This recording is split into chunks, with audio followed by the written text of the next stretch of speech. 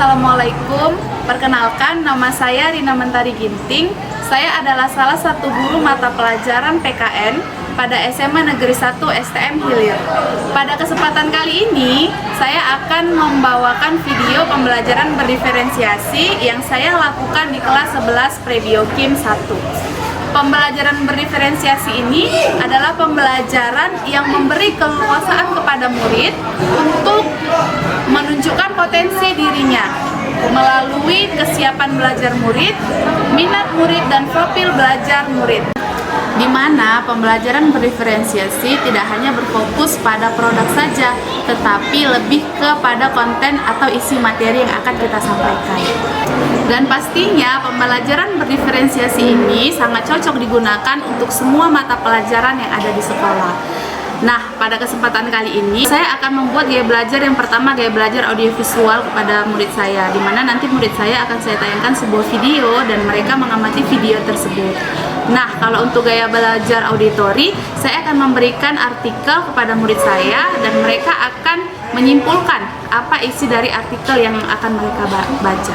Kalau untuk gaya belajar kinestetik, saya akan menyiapkan gambar di mana murid saya akan berekspresi, bebas untuk membuat gambaran sesuai dengan tema yang akan kami pelajari nantinya, dan nanti murid akan menunjukkan gambarnya kepada teman-teman, kemudian mempresentasikan gambar apa yang sudah dia buat. Baiklah, mari kita saksikan video pembelajaran berikut ini.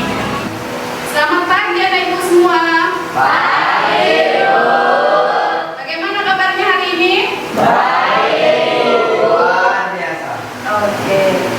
Semangat ya untuk mengikuti pembelajaran kita pada hari ini. Semangat.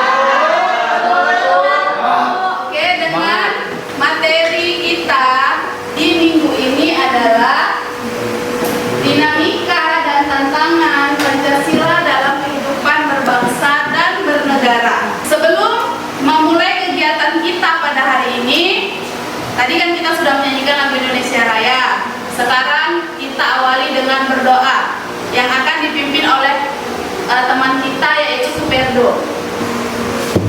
Teman-teman, sebelum kita belajar, marilah kita berdoa menurut agama dan kepercayaan kita masing-masing. Berdoa mulai. Oke, terima kasih untuk anak Ibu Superdo. Sekarang kegiatan selanjutnya Ibu akan absen dulu. Siapa di sini yang tidak hadir, Nak? Hadir semua. Oh, bagus sekali, mantap kelas ini ya. Oke, tepuk tangan untuk kita semua. Selanjutnya, sebelum memulai pembelajaran dengan materi, kita akan buat dulu kesepakatan kelasnya dulu. Kira-kira nih, kesepakatan kelas apa yang akan kita buat di kelas ini? Angkat tangan dulu. Ayo. Ya Nak, Subenro silakan. Sebelum dan sesudah pelajaran kita harus berdoa. Oke, sepakat kita? Untuk sebelum dan sesudah memulai pembelajaran, kita wajib berdoa. Sekarang nih, udah cukup belum kesepakatannya di kelas ini? Belum. Kalau belum, kesepakatan yang kedua apa kira-kira? Ayo. Oke, silakan Amos. Kebersihan kelas, Bu. Kebersihan kelas. Oke, kalau kebersihan kelas itu contohnya seperti apa? Piket. Sekarang lihat dulu di laci mejamu, ada sampah tidak? Oke, berarti kelas ini kelas yang baik ya, karena bagus menjaga kebersihannya. Sekarang sudah cukup belum kesepakatan kelas kita? Belum. Kalau belum ada lagi, coba angkat tangan. Ya, silakan Nak, udah kelas. Apa Nak? Oh, ketentraman kelas. Contohnya ketentraman kelas itu bagaimana? Tidak ribut di kelas. Saat gurunya menerangkan, tolong suaranya diam. Ya kan, supaya ilmunya Oke. Setelah kesepakatan kelas yang kita buat, sekarang kita akan masuk pada materi nih. Tapi sebelum masuk kepada materi, kita akan lihat dulu apa tujuan pembelajaran kita pada hari ini. Yang pertama, nanti melalui pengamatan video dari YouTube, nanti kamu akan disuguhi nih beberapa jenis pelanggaran nilai Pancasila. Nah, nanti peserta didik dapat mengevaluasi jenis pelanggaran Pancasila yang terjadi dalam lingkungan kamu sehari-hari ya. Kemudian tujuan yang kedua, kalian bisa lihat di depan. melalui pengamatan beberapa video nanti dari YouTube tentang jenis pelanggaran nilai Pancasila, peserta didik dapat mendemonstrasikan cara mencegah penyimpangan terhadap Pancasila. Oke, coba perhatikan gambar di depan. Nah, itu adalah gambar dari Verdi Sambo yang lagi viral-viralnya saat ini kan. Nah, untuk pertanyaan pemandu pada materi ini, menurut kalian pelanggaran sila keberapakah untuk kasus ini? Nak, silakan angkat tangannya yang tahu sila keberapa. Ya nak, silakan Evan. Pelanggaran sila ini terdapat pada sila pertama yang maknanya itu ketuhanan yang Maha Esa yang merenggut nyawa seseorang. Oke, ya benar sekali. Di sini si Sambo merenggut nyawa si Joshua. Nah, secara sepihak kan gitu kan, itu juga menyalahi aturan agama dimanapun agamanya kan gitu kan. Sekarang kalau sila kedua, contohnya apa? Iya, silakan. Dia melanggar sila kedua karena dia mengambil hak manusia untuk hidup dan juga dia tidak berkemanusiaan dan adil beradab. Oke, mengambil hak hidup seseorang secara sepihak. Ya, jadi itu adalah contoh pelanggaran dari sila kedua untuk kasus ini. Nah, kira-kira kalau sila ketiga apa nih? Diana, silakan Gladys. Pada kasus ini telah melanggar sila ketiga yaitu Persatuan Indonesia, di mana kasus tersebut telah melakukan pergaduhan dan pembunuhan. Jadi masyarakat tidak percaya lagi kepada Polri. Oke, bagus sekali jawabannya Gladys. Sila ketiga karena membuat kegaduhan di masyarakat sehingga masyarakat banyak tidak percaya pada institusi Polri. Oke, kalau sila keempat kira-kira apa? Oke, silakan Superdo.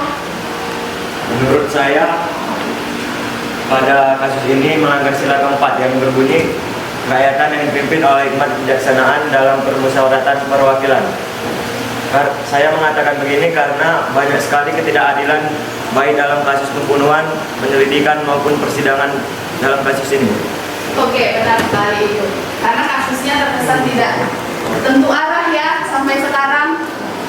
Kalau di sila kelima nih, berkaitan dengan sila kelima. Oke, Amos, silakan berdiri nak. Karena dalam kasus Verdi Sambo ini tidak ada kasus keadilan dalam hukum Verdi Sambo. Seharusnya dalam keadilan yang tersebut dapat dilakukan hukuman mati. Oke, betul itu. Karena dia membunuh orang secara brutal ya kan. Seharusnya dia juga mendapatkan hukuman yang paling setimpal. Oke, sekarang kita akan melakukan pengamatan video. Nah, sesuai dengan kebutuhan belajar yang sudah kita buat sebelum memulai pembelajaran ini kan kita udah buatkan kebutuhan belajar yang kalian perlukan. Nah, kan itu terbagi dalam 3 kategori. Yang pertama ada audiovisual, audioteori, dan satu lagi kinestetik. Yang kinestetik sudah ibu dudukkan ke sebelah sini. Jadi mereka khusus untuk mengamati gambar pelanggaran dari sila Pancasila. Kemudian yang kedua adalah audio visual. Jadi nanti aku tayangkan video untuk anak-anak yang sudah tergolong dalam audio visual. Kalian bisa lihat video itu, kemudian nanti kalian ringkas dan rangkum ya apa isi dari video yang di depan. Kemudian untuk anak audiotori, ibu sudah siapkan jurnal. Jadi kalian harus baca ini dan kalian nanti presentasikan apa isi yang kalian baca jurnalnya. Oke ya. Ini untuk anak dari audiotori. Kemudian siapa lagi tadi? Ini ya, Bella. Kemudian Iqbal dan Luciano. Sekarang ketika teman kalian memperhatikan video, kalian baca artikel karena sesuai kebutuhan belajar yang kalian miliki. Kalian ini kan tergolong dalam audiotori gitu ya. Oke nah. Sekarang ibu akan putarkan video yang akan diamati oleh anak yang audio visual. Pertama, teman-teman mengetahui sikap yang sesuai dengan nilai-nilai yang terkandung dalam sila-sila Pancasila. Yang kedua, teman-teman mampu aplikasikan sikap dalam kehidupan sehari-hari kehidupan Pancasila, yaitu sebagai dasar negara Republik Indonesia. Nah, teman-teman, Pancasila sebagai dasar negara Indonesia bukan lagi suatu hal yang baru di masyarakat Indonesia. Yang ketiga, rajin beribadah. Yang keempat, memberikan kesempatan kepada orang lain untuk beribadah dan merayakan kisah keagamaan, merayakan karena menghormati dan bekerja sama, melakukan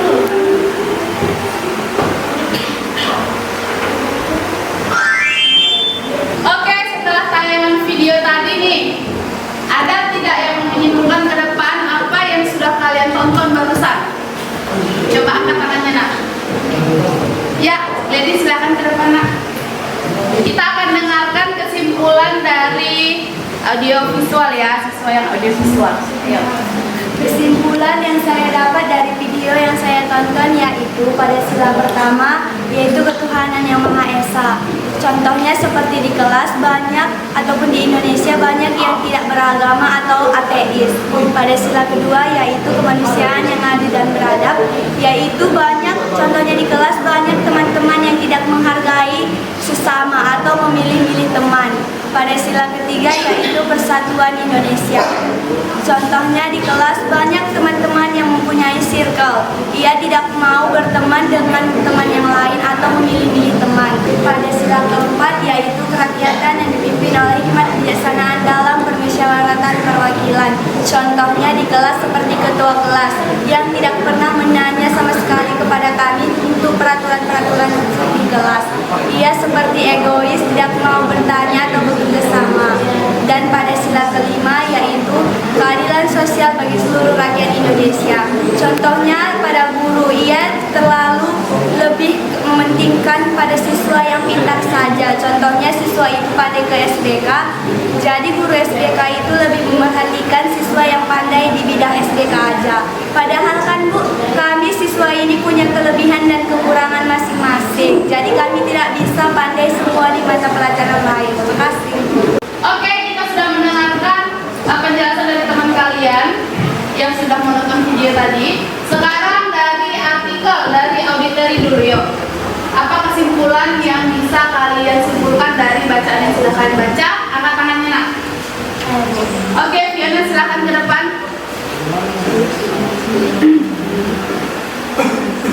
Kalau dari lingkungan masyarakat pada sila pertama contohnya, kalau sila pertama lagi bulan puasa tapi anak muslim sering makan di depan yang lagi puasa.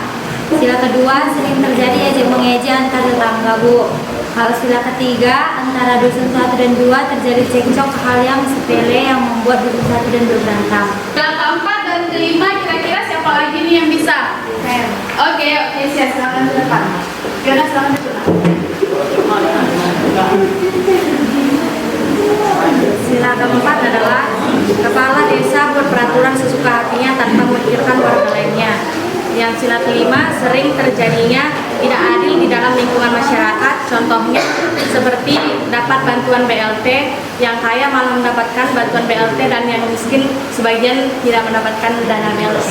Oke, tepuk tangan untuk teman kita semua. Terima kasih, Nak. Dari audiovisual dan auditeri kita sudah bisa melihat perbedaannya ya. Tadi kayak kalian tonton itu mengenai pelanggaran sila Pancasila pada lingkungan kelas. Nah, kalau yang dari artikel dia lebih kepada ke lingkungan masyarakat. Jadi kita dapat nih semua apa intinya yang terjadi di sekolah baik di masyarakat mengenai pelanggaran sila Pancasila. Nah, yang paling ditunggu adalah hasil gambar dari siswa yang kebutuhan belajarnya kinestetik. Sekarang dari siswa yang di sudut nih, siapa yang akan mempresentasikan hasil kerjanya? Silakan angkat tangan, Nak. Saya, Bu. Oke, Nurdiana, silakan ke depan Nurdiana. Sekalian dilihatkan ya apa gambar yang sudah dibuat. Pada gambar saya ini merupakan gambar cyberbullying karena pada gambar tersebut terdapat orang yang melakukan perbulian pada media sosial yang berdampak menjatuhkan mental seseorang. Dan gambar tersebut merupakan pelanggaran pada sila kedua, yaitu kemanusiaan yang adil dan beradab karena melanggar hak dan privasi seseorang. Oke, boleh dilihatkan gambarnya, Nak. Bagus sekali ya. Itu adalah gambar dari pelanggaran sila kedua, yaitu cyberbullying. Oke, tepuk tangan. Oke, setelah penjelasan dari teman-teman kalian, sekarang Ibu akan rangkum menjadi 5 contoh tantangan Pancasila di era globalisasi. Tahu arti globalisasi ya? Globalisasi artinya secara global, artinya secara global. Ya.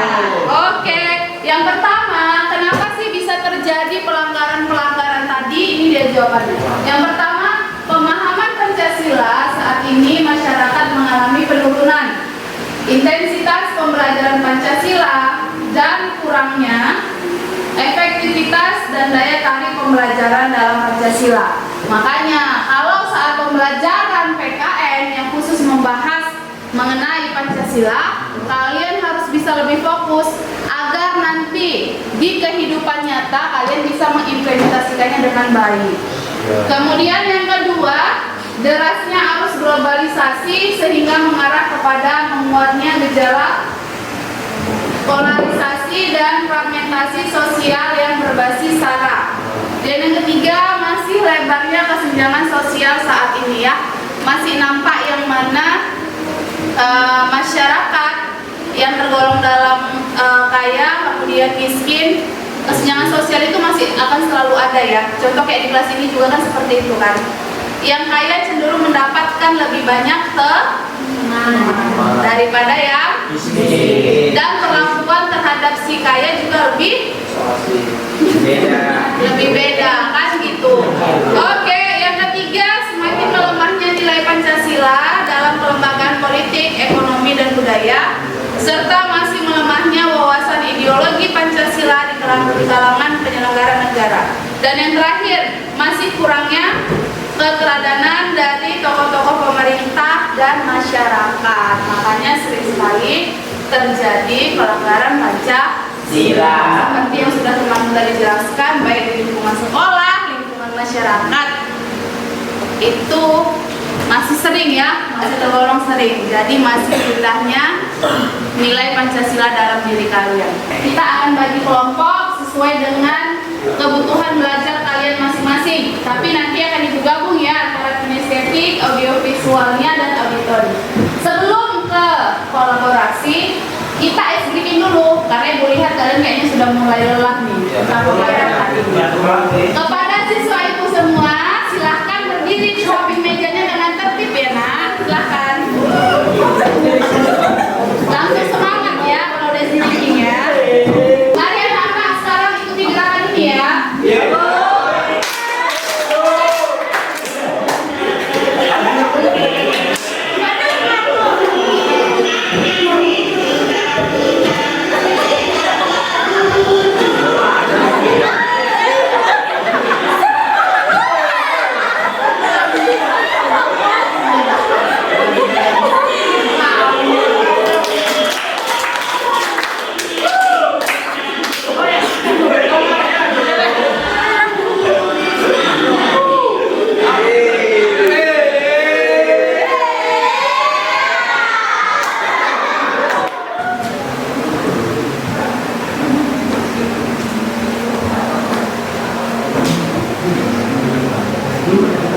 Bagaimana diskusinya nak? Berjalan dengan lancar? Lancar. Selesaikan ya. Iya Bu.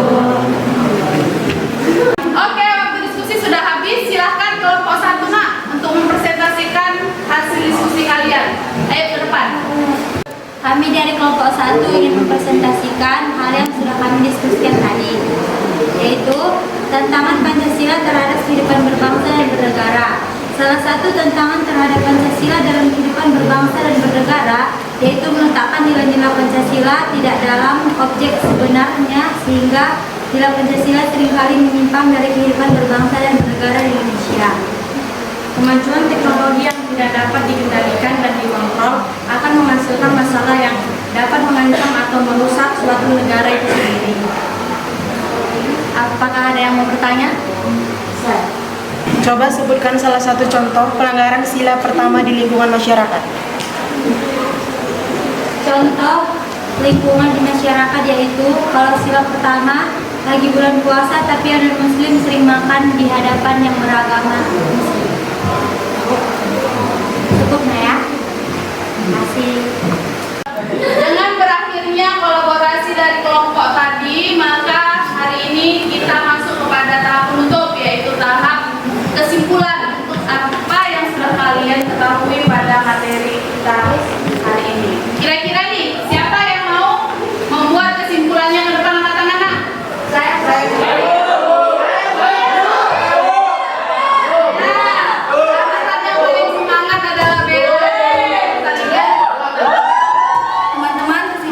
saya dapat pada hari ini yaitu salah satu tantangan terhadap Pancasila dalam kehidupan berbangsa dan beraneka, yaitu meletakkan nilai-nilai Pancasila tidak dalam objek sebenarnya, sehingga di Pancasila seringkali menyimpang dari kehidupan berbangsa dan bernegara di Indonesia.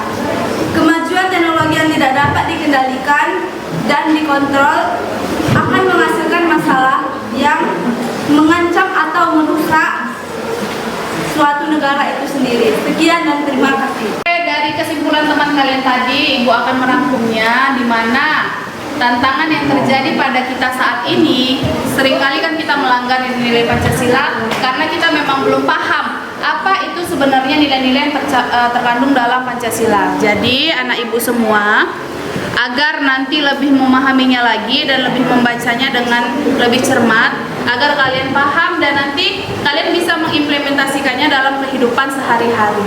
Oke, untuk sesuai dengan kesepakatan kelas kita tadi, di mana sebelum mulai pembelajaran dan sesudah mulai pembelajaran kita melakukan doa. Sekarang kepada teman kita, anak ibu Bella Adelina, silakan ke depan doa.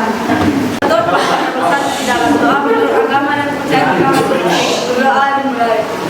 Terima kasih untuk Bella. Nah, yang lainnya kita jumpa lagi minggu depan, dipelajari materi selanjutnya mengenai tantangan di era globalisasi mengenai nilai-nilai Pancasila. Sampai berjumpa minggu depan dan selamat pagi untuk anak ibu semuanya. Demikian video pembelajaran berdiferensiasi yang telah saya buat. Semoga ini bermanfaat untuk kita semua. Dan saya akhiri dengan Assalamualaikum warahmatullahi wabarakatuh. Terima kasih.